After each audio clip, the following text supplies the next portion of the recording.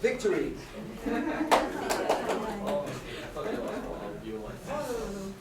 Good. Thank you. Okay, guys. Sorry about this little mishap here. I have 140 slides. Just 40 seconds. Yeah, let me get some coffee. That would be a good idea. I had no idea which kind of audience we would have. So I have a lot of things explaining how the design project goes about, but I think most of you already know about that. Okay, so just tell me if I'm going too fast or too slow, and I can speed up or slow down. So when Nasha asked me to do this presentation, I gave her this title, and then I realized that this is not a really good title. The good title would be this, because there are multiple 2D projects, right? This is one example. This is the Turn 2 2D project. Okay, so the correct title should be this: Instructor's Perspectives on a 2D project.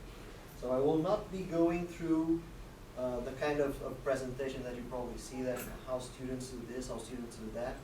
I will be mostly focusing on how instructors view this. Okay, so it's the instructor's perspective, not the student's perspective. So this is a number of things that I'll touch upon today. So how multidisciplinary can this fresh, more design thing be? And then I'll go through a little bit on introduction to design, and then the 2D project setting, developing a rubric for this, setting the stage for the final exhibition, and then talking about the third run. That's what happened between September and December last year.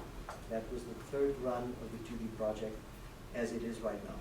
Okay, so we cumulatively we have some experience of this. Some of you have gone through 1 or 2 or 3 rounds of it. So as a team, we should know more or less what's going on and how we can progress further. So future work is not a statement. Future work is a number of questions that I have at the end of the presentation. Okay, so you've heard a lot about Big D, right? And the 4 Ds. And this morning, if you were in the town hall, you heard about 6 Ds. So it's 50% more Ds now.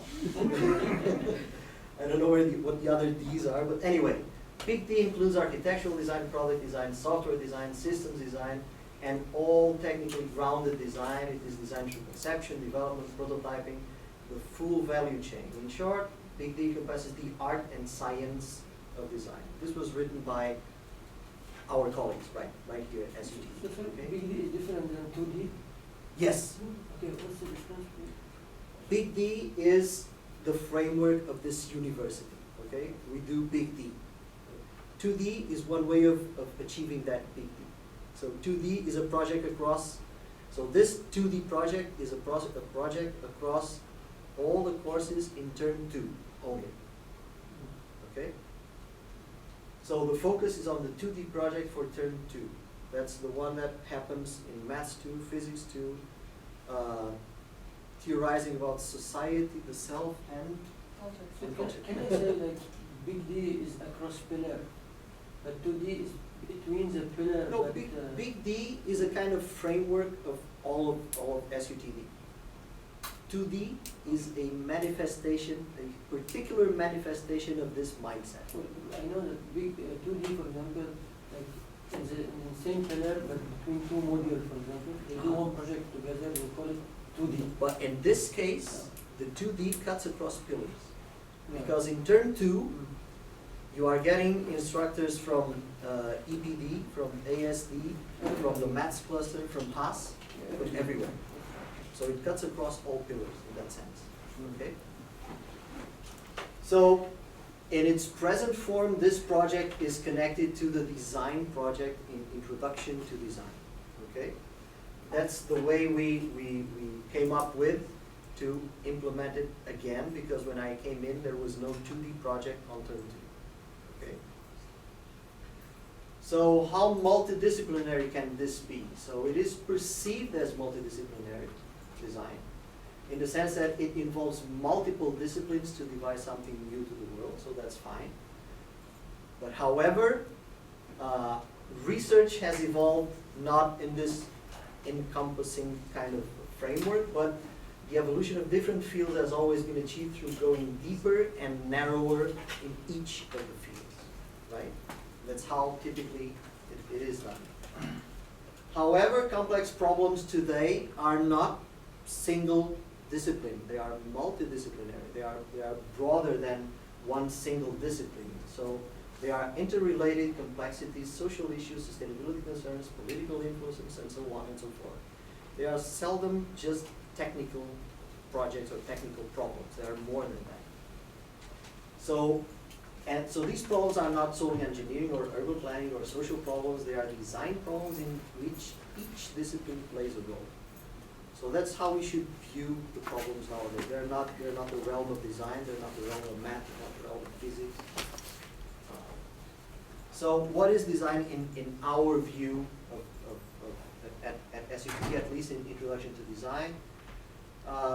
We like this phrase because it unrests students when we show this. The practice of design is a very complicated business involving contrasting skills and a wide field of disciplines. It has always required an odd kind of hybrid to carry it successfully. So, and we show this on the first class of term to the students. And so they freak out right there and then. But it is true, because the problems in defining design are multiple, so no definitive formulation, no right or wrong, but more or less appropriate.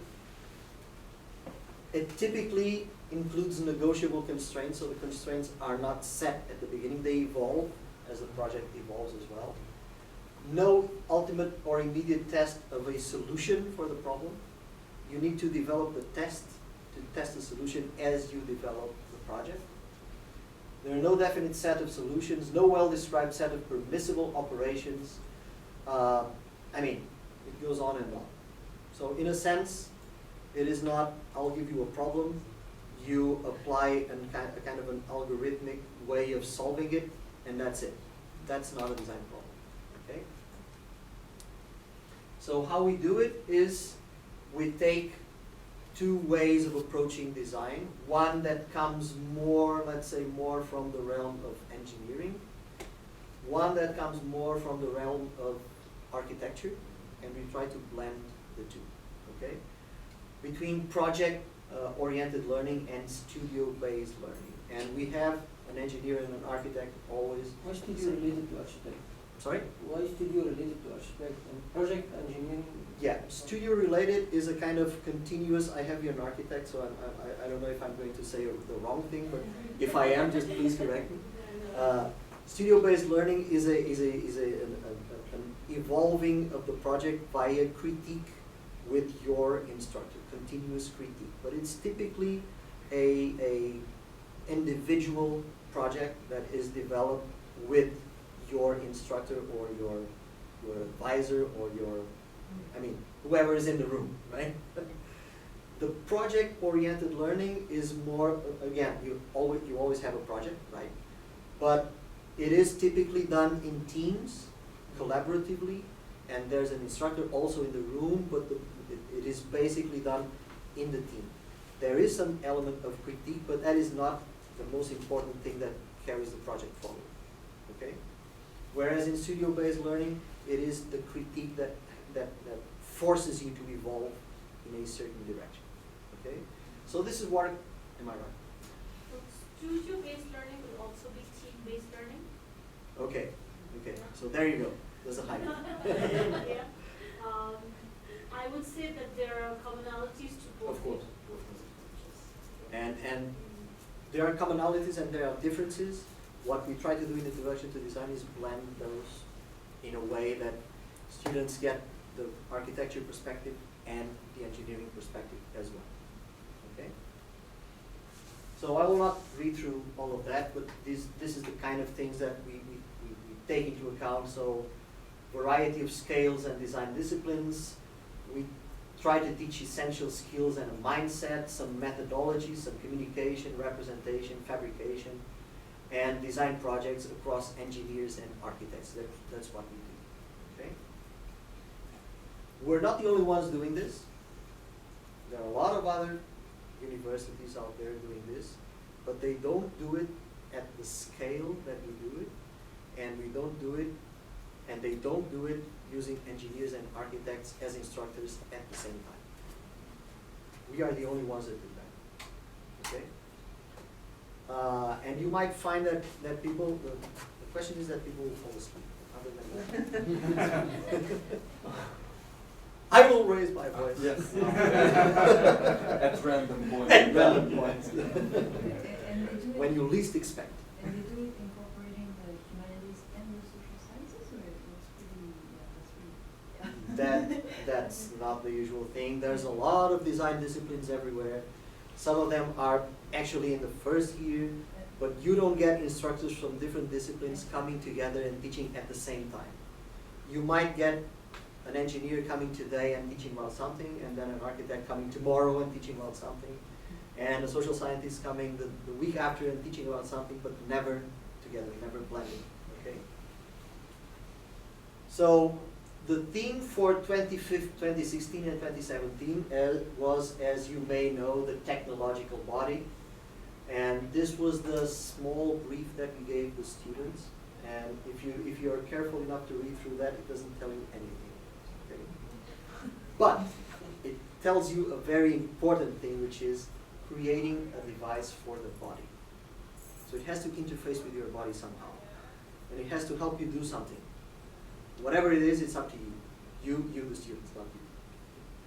Do you have problems with students problems comprehending things, because Of it's very course. wordy, Of course. right? Especially like one of the few first slides when you describe, what design is, design paradigm, and they're like, what is paradigm? What is design? Right? Yeah, we get that a lot. We get that a lot. Because like even in math, I give them a word problem, and I have to really carefully simplify every word, because out of 400 students you get 5, 10 who will say like, what does expel mean? What does expel mean? Or excrete. Yeah. The reply to that question would be, don't you ever go to the bathroom? Expel means probably exactly that. But yeah, we get some students that come to us continuously and question about some of the, so what do you mean by this? What do you mean by that? But our project this thing is not adapted to what we do. And then we reply, okay, so you need to think that the problem statement or the design brief, as we call it, the design brief has to cater to all the projects, and we don't know at the start which project you're going to develop. So you then have to adapt the language to your project, or vice versa. And this is an ongoing thing. This is from week 1 almost to the last week. Yeah, but yeah, we get that. So the course is basically divided into 4 parts: introduction to design. So part 1, where they do a study of an existing design case, something that is already out there. Okay, they go and study it. Okay, that's the first part. The second part, third and fourth part are on their specific design project for the whole term. So this takes 2 weeks, and the rest takes the rest of the term. Okay? So problem statement, scenario analysis, and body site documentation, and then prototype testing, and then stories, what we call stories, and final delivery. That's the big exhibition at the end of term. So the part 1 is something that tackles, again, remember engineering and architecture, right? And visual and graphical communication, and more directed, more straightforward communication, let's say. So these are 4 examples of that part 1 kind of study, in which they are studying something that already exists. So what you have here is a functional diagram that comes mostly from engineering, and what you have here is, let's say, user experience through time. So time travels from left to right, and there are a number of things that happen along time that are connected somehow to user experience. Okay, so you have a more technical part and a more soft part, let's call it. Okay, so right there in part 1, they need to combine the 2 in some way. Part 2 is about telling us what they are planning on doing. So their problem statement, and then there's scenario analysis and site documentation. So doing some research on the problem that they need to solve, because the problem they are solving is proposed by them, not by us. We just give them an overarching theme, right? And this is the kind of things that come up in that part 2. Part 3 is about prototype testing, and it's about building and testing stuff, okay? And this is just one of the projects. So if you looked at the monitors that constantly pass videos, there's a project there that has 2 bags that attach to a bicycle. That's this project. This is the prototype testing of that phase, okay? In which they've tried a number of things and they tested and they see how the person rides the bicycle with that and how it attaches, and so that's prototype testing. Okay? And then part 4 is what you probably all know, is the exhibition. So the poster, the main poster, the video, the prototype, and then the 2D posters. These two, there are 2 posters here, one here and one there, that are the object, the subject of the presentation today. So a lot of people, a lot of enthusiasm, a lot of excitement, a lot of prototype testing. People come and ask how that works, and the students present it and all of that. This is an umbrella kind of thing that communicates with other umbrellas and lights up in different colors as you go around. Quite nice. Don't know what it's for, but it's quite nice. This was created by a group of students that were interested in, I think they were from the climbing club. And this is something that connects to your hand and helps you climb. So it gives you more strength in the fingers, right? So if you ever been to the MRT and there's a child crying like hell, this is a muffler. This muffles the sound. It doesn't prevent the child from crying, but it prevents people from being annoyed by the child crying. And this is also on the monitors of one of the videos that passes continuously. This is the thing that bicyclists put on to tell cars whether they're going left or right or stop. So the 2D project setting now is mostly based on the design project. So it is related to the design project. It is not the design project. And I'll tell you what it is. So students develop their introduction to design project during the term, and in doing so they show explicitly how their project connects to at least 2 of the other 3 modules they're taking.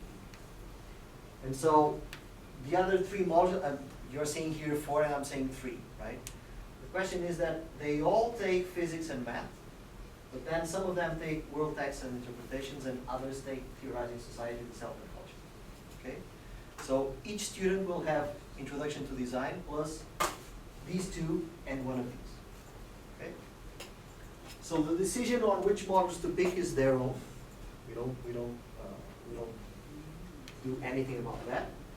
And the final outcome of the 2D project, and the 2D project is showing explicitly how their project connects to at least 2 of these 3 modules. Okay, that's their project. The final outcome must be informed, insightful, creative, and clear. This is the rubric. Okay? So, what is informed for physics? What is informed for maths? What is informed for, can I call it just TSSC for short? It's a very long name. But anyway, that's the room. Yes? This 2D project is a team project, right? It is a team project. So some students might take this combination and another on top of the modules. Yes, so it's a team project. So they as a team decide. So our team is going, for instance, to do maths and TSSC. And that team does that. Another team on the same cohort class can choose to do physics and TSSC. And another team can choose to do maths and physics. So they choose, okay?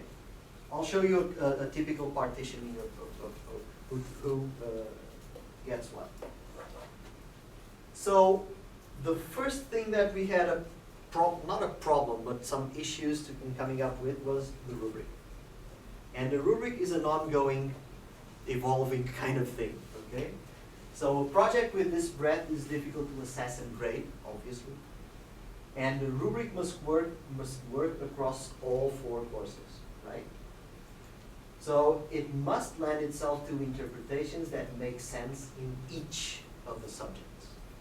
And that's where the complexity comes in, I think. So the team steering the 2D project and the rubric is composed of a 2D project lead that has been me for the last 2 years, and a 2D lead for each of the other subjects. So last year it was, I think it was you or not you? I don't remember, but yeah, go. It was probably you. And Xiwei, Xiaowing From here. and Olivia, and Michael, yeah.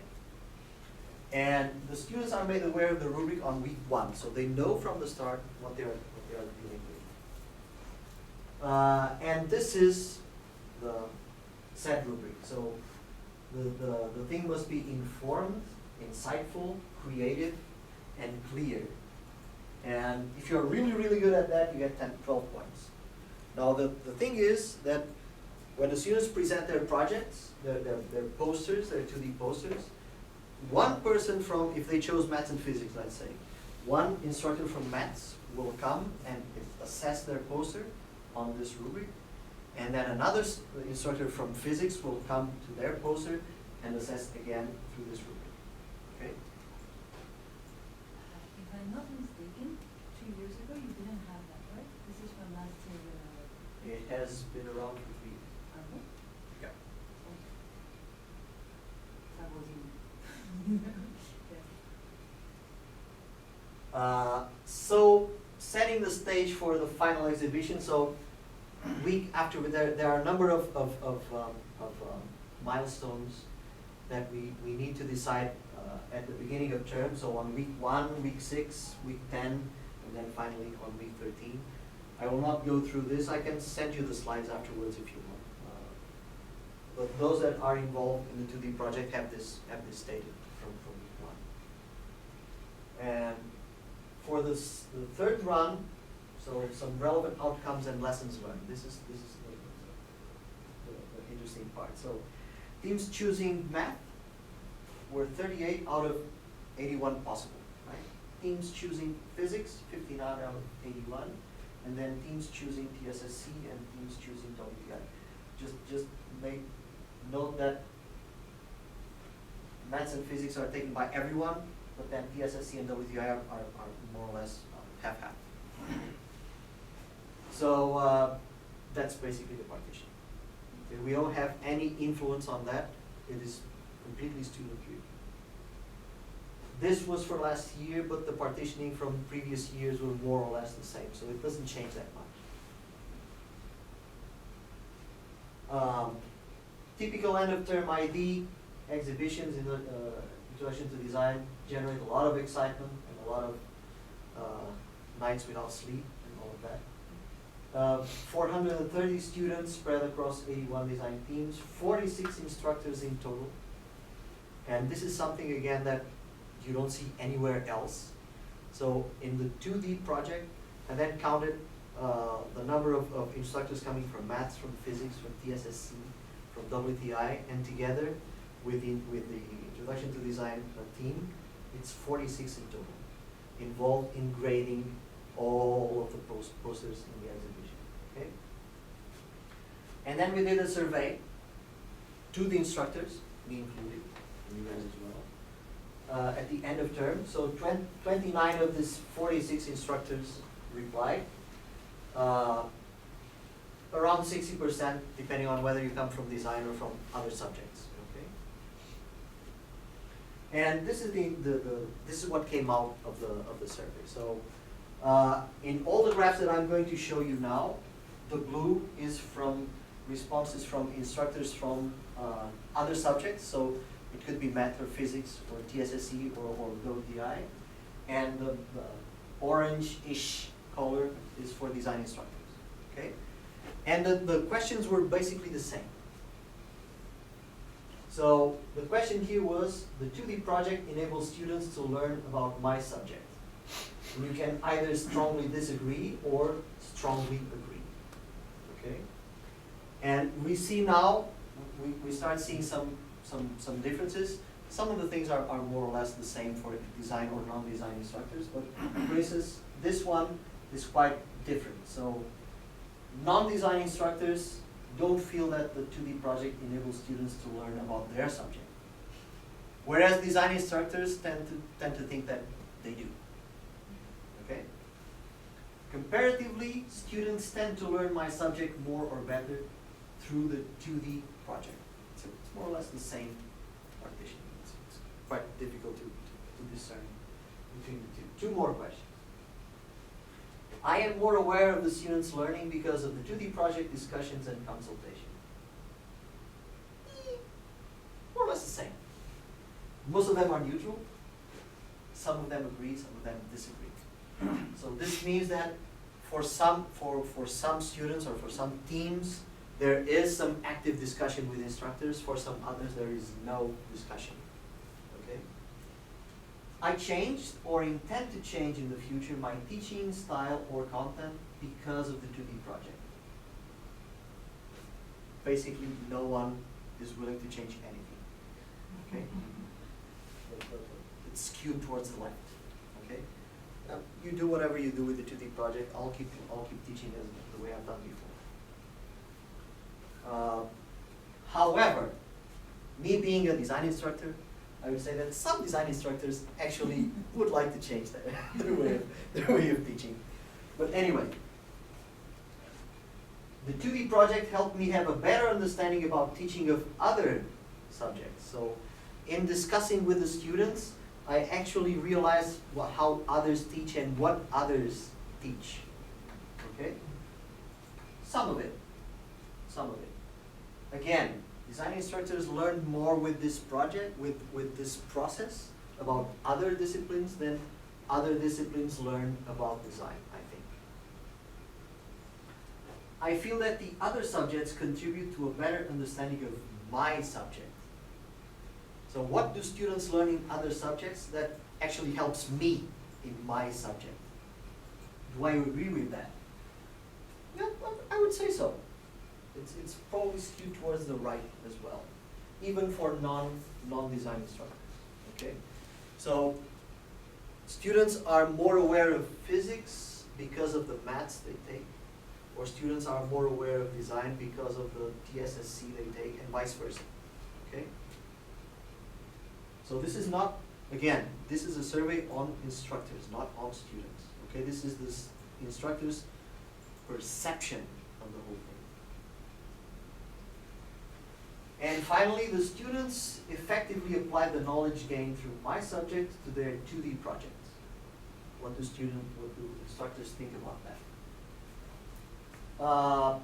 There's a mixed feeling, but again, it's skewed towards the left. So a lot of instructors, let's say, feel that there's nothing in the students for them.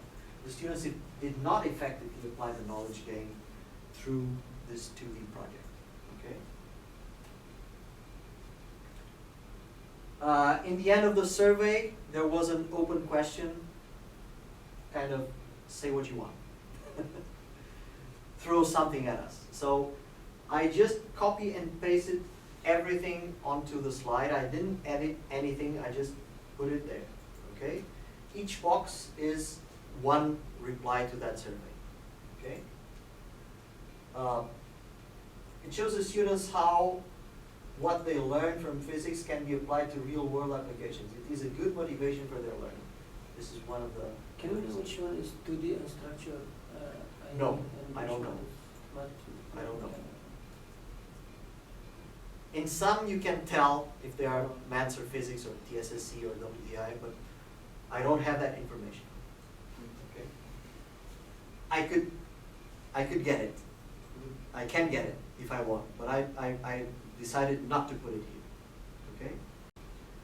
So the grading criteria can be clear. and more subject specific. Yes. In a nutshell, yes. I think we need to have a set of readings apart from the required text for WTI. Okay, this is a WTI instructor. Okay? They can be more easily assimilated to the design project as it stands now. The connections between the project and the text from the course are often tenuous, superficial, or simply mechanical or unimaginative. Yes, but the purpose of this presentation here was to spur up some discussion and try and get something out of it. Perhaps we can also teach their time management skills. There's no subject on time management, right? Many students spend too much time on the design project. Yeah, my fault. That they cannot attend the morning classes of other subjects. I could say the same for the design project because I had some courses at 8:30 p.m. at 8:30, and the students would not come. And then when they come in half hour later or 1 hour later, they say, "Oh, I was doing the math homework or whatever."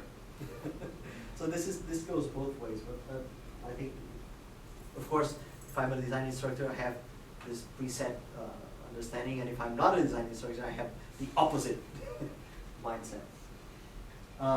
Why did I put this right? Okay. Overall, I am very positive with the design class and how it makes students encounter open-ended and difficult problems, but I do not feel that the math subject is integrated well with the design. So this is probably a math instructor. Okay.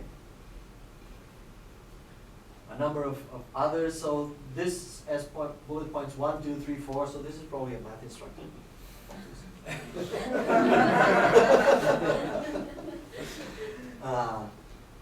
While I realize that the 2D project lies at the cornerstone of SUTD's curriculum, the humanities need not and should not necessarily be at the service of applied studies. The arts have value unto themselves. So that is clearly probably a WTI or a TSSC. Right? I mean, these are valid comments. I think they have to be taken into account somehow. Haas could be more involved, in particular through a more systematic approach to ethics. Yeah, ethics is not covered right now. I think the main issue is that the way the teaching was planned for the 2D project meant that it wasn't as well integrated from the beginning. Okay, so there needs to be a lot more integration. That's fine. The main problem with the students' physics content, so that's someone from physics, is that they simply regurgitate a Wikipedia article rather than calculating, modeling, or experimenting to make a design decision. Okay, so maybe we need to take that into account and put that in the rubric somewhere. I don't know. And then there's this is also a comment that goes on. Okay. Was it you? I don't know. You can read through it if you want. I read through it. Okay, I read through it.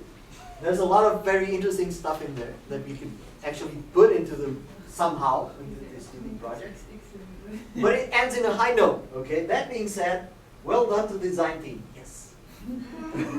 The poster presentation on the whole were extremely impressive. Let's continue on this trend for future years. So this is what keeps me going. Anyway, but there's a lot of very interesting information here, and I think that moving forwards, if we are to tackle this again at the beginning of term for September, or maybe talk about this around August, I think there's a lot that we can improve and there's a lot that we can do. This was never made explicit because we just have this very impromptu conversations at the corridors and we don't get this. So I think this is great. And we talked about the 2D project, but I never showed you anything, right? So this is a project from 2 years ago, I think, or 3 years ago. That was this virtual pen, and then this is the kind of 2D project that comes out. So this is between maths and physics as well. So you cannot read the whole thing, but I can send you this afterwards. So there's a lot of equations. How does that relate to the design project in some way? And this is another project that used TSSC, and if we scroll down, I think here it was a maths kind of poster, and this was a device that actually holds your phone here, and then translate whatever you see in front of you. So if you see a tree, it translates 3 into whatever language you want. So if you're a Japanese and you don't know English, you go to the UK, you put this thing, and you go on the street with it, and if it sees a car, it says car in Japanese, and then it displays that in this screen here. So this is more or less transparent, so you can always look in front, but you can also see what comes up in the smartphone screen. Okay? And that's basically it. That's what I wanted to talk to you about. I don't know what time is it. It's probably time for a coffee. So future work, perhaps a better integration across subjects. Probably. Enhanced understanding of the objective of the 2D project. There was one comment there that said that art should not be subjected to design. Of course not. That's not the objective. The objective was to integrate both. It's not a matter of one being subject to the other, right? Redesign of the grading, possibly. Having that as an overall grading and then having a specific grading rubric for each subject, that's another way of doing it. I mean, we could do that. I don't know. Integration of the 2D grading in other subjects' grading systems. Would that be a good idea or not? I think that TSSC has done that, right? Integrating 2D. You've done that this year, right? But it was the first time because the 2D grade only goes into the introduction to design grade. But you started the trend of integrating that into the other subjects grade. The problem is that It's 10%. not all the students will do the 2D portion of their project. So you have to take that into account. But I think they've done it, so it can be done.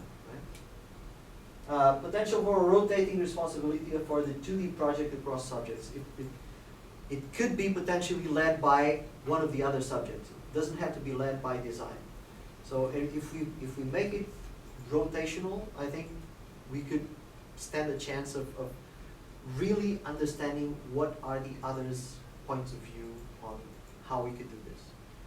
So and if we actually make it rotate across all the things, I think it would be a bit more egalitarian. I don't know. Yes. I just have an idea to optimize the organization of the 2D project. Sure. It would be easier for us if we decided who is in which 2D project team, because and if they would be in like per cohort, but the instructor puts the teams together. Because right now the difficulty for us is that we have teams composed of students who are in Gabriel's class and others in my class or even in Sandeep's class. And in each of our lessons we insist on different points. So then they would come and see me, they would shop around first of all, which is problematic, but also sometimes I would say, oh, remember in class we said this, and two kids have no clue. So if there would be much more cohesion, if I said, oh guys and girls, you're team 1, and then I know how to mentor them because I know exactly what we said in class and I know what I should push, etc. So you're saying that Yes. the same team has people that attend your class and another person that attends another instructor's class Yes. on the same subject? Yes. Okay. So all the time, like all of the teams are composed of people in different. Okay, so your suggestion would be to assign an instructor to a team. Is that it? No, we decide like because right now, so we switch by the way for the main term. But right now, what happens is that you send me a file telling me those are the 2D project teams. And then I tell my instructors, well, Gabrielle, you have and Sandy, you have to share Okay. this group, you have to share this group. And it's very complicated for us. Okay. And in the May term now, because now I'm doing first aid in May, what we decided was that the HAS instructors would compose the teams, and then we would communicate with the design people, and it would solidify the process. But it's supposed to. But, okay, that's fine, that's fine. We can talk further about that. Yes. But you're composing 2D project teams In with- my classes. in your class, but Yes. those students would come from different design teams, right? Is it? No, so well, that I don't know. That I don't know. Because if they are doing the connection between their design project and TSSC, And make sure they're in the same cohort. yeah, but they may come from different design teams in It's introduction possible. to design. It's Franklin Anariba came to see us and say that I would like to do it that way, so maybe I can, but I don't know how it's gonna work. We can talk further. If but, it works for maybe- you and if it works for us, Yeah. then it works for everyone. No, but maybe in August I can send you an email and tell you how it works. If Okay. there's other difficulties because of that arrangement, you know, like, yeah, Let's talk further. yeah. That's fine. And I think that's pretty much it for today, but I would just like to end with this. And if you look at the 10 skills that our students need, it doesn't say design or maths or physics or TSSC or whatever. It doesn't say anything about that. It's all over the place. Well, design is number one, right? But the word design is not in there, right? Complex problem solving could potentially use design or maths or physics, right? I didn't edit this. I just copied and pasted. I didn't take out words or anything like that. Okay. Okay, guys, that's all I have to show to you.